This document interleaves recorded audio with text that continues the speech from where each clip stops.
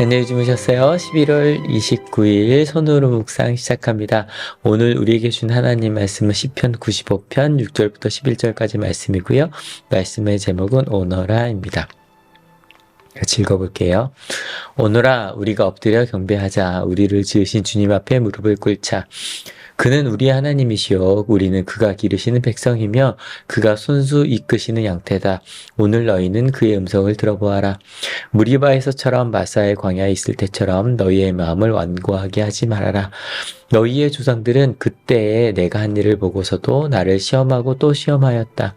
40년을 지나면서 나는 그 세대를 보고 실증이 나서 그들은 마음이 빗나간 백성이요 나의 길을 깨닫지 못하는 자들이구나 하였고, 내가 화가 나서 그들은 나의 안식에 들어오지 못할 것이다 하고 맹세까지 하였다.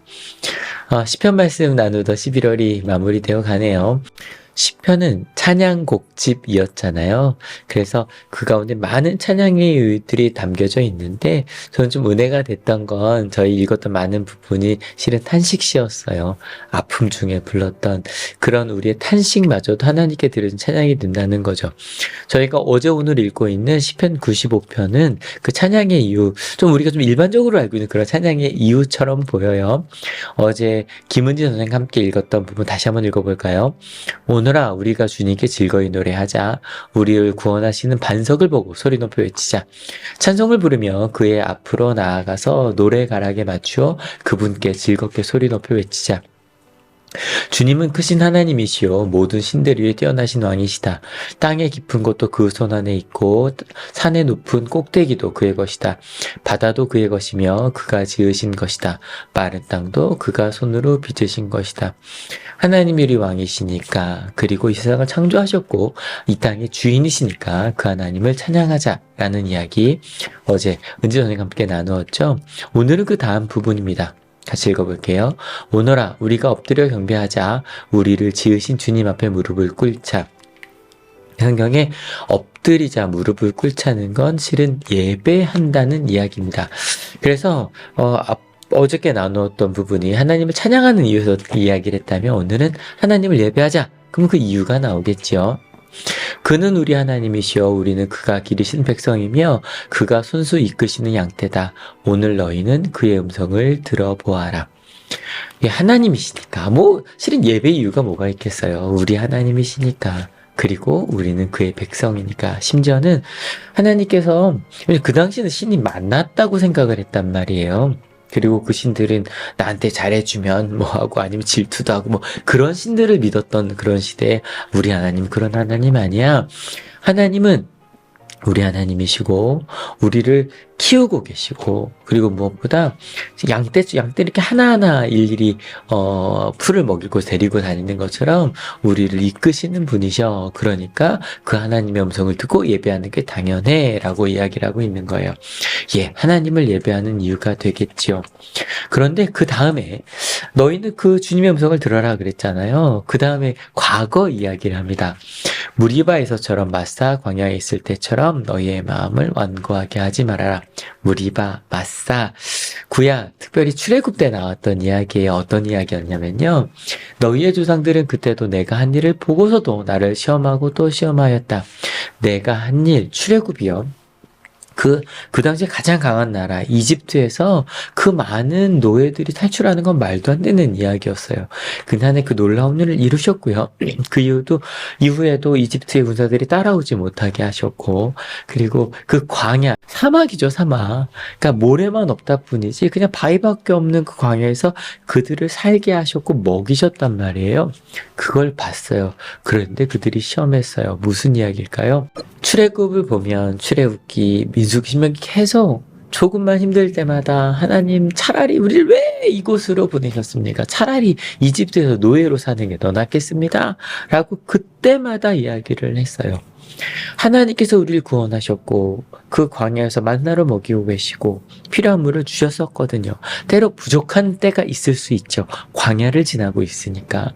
만나는 매일 아침 주시는 거지만 물은 때로 오아시스나 그럴 때가 있을 때 얻을 수도 있고 때로는 물길을 내주시기도 하셨거든요.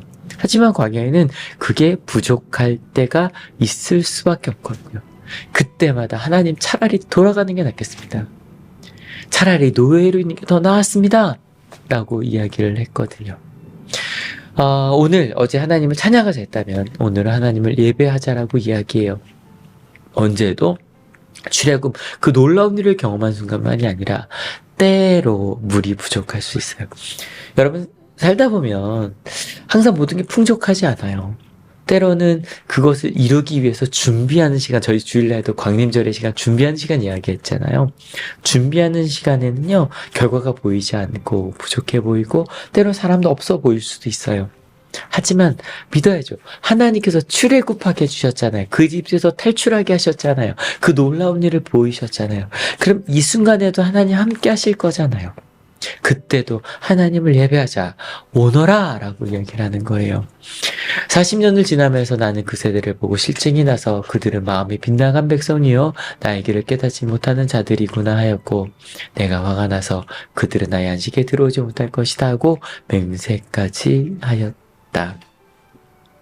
우리가 끊임없이 그렇게 살고 있을 때, 근데 여러분 예배하는 이유, 어찌 보면 하나님이시니까, 우린 하나님 백성이니까 예배해야죠. 그런데 예배하는 이유 중에 이것도 중요해요. 성경을 읽으며 성경에는 하나님을 만났던 사람들의 이야기, 그 가운데는 하나님을 만나서 은혜롭게 찬양한 일도 있지만 실패한 얘기도 담겨져 있거든요. 똑같은 죄를 반복하지 않기 위해서. 그래서 출애굽의 시간에 와 하나님 감사합니다 라고 이야기하다가 물만 조금만 부족해져도, 조금만 어려움이 와도 하나님 차라리 하나님 모르는 게 낫겠습니다 라고 하는 그 과거를 반복하지 않기 위해. 그래서 오늘 주제 뭐예요? 오너라예요. 네가 오라는 거예요. 여러분 생각해보면 출애굽의 시간에 저절로 박수가 나오고 갈채가 나오고 예배가 될 거예요. 대학에 합격하는 순간, 무언가 내가 원하는 것이 이루어지는 순간, 트로피를 두는 순간, 그때는 저절로 오 하나님 감사합니다 할 수 있죠. 그때도 안 차는 사람도 있겠지만, 근데 우리가 예배의 자리로 오는 그 순간은 모든 순간이다. 너희가 너희 의지로 와라. 우리 그렇게 하나님 예배하자 라고 이야기하고 있는 거예요. 오늘 우리에게 주신 하나님 말씀 오너라였어요. 어디로요? 하나님을 예배하는 자리로요. 여러분 언제 하나님 예배하시겠어요?